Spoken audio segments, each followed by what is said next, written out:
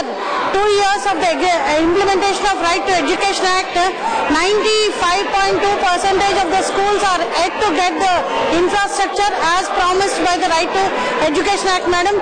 The action taken by the government in providing funds to certain Sarva Shiksha Abhiyan as well as RMSA and Beti Padhao Beti Bachao, all these features are commendable, madam, and I thank the Honorable Minister and the Union Government for that. But today, madam, even 1 of 10 schools have no drinking water facility, madam, and there are no separate toilets for girls and boys in the rural areas. Because of this, many people are dropping out, many students are dropping out from the schools, madam, and the classrooms have been left unfinished, madam. Sarva Shiksha Abhiyan grants that have been given by the central government have been diverted by the states, and the buildings are today in a very condemned position, madam, and they are left unfinished. I would like to know from the Honorable Minister, madam, is there a scheme that is worked out to monitor the end use of these funds given by the Union Government?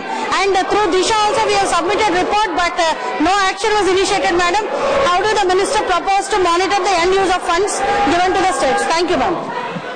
End use of the funds allotted for specific purpose, we will ensure, and we always do continuous monitoring, but we will like to have more suggestions and concrete suggestions how to monitor them more effectively, because we are really, it's the public money, it's poor people money which is going for educating the poor people, and if that money is not put to use in a great exactly in the fashion in which it is allotted, this is a matter of concern which we will ensure that more monitoring happens.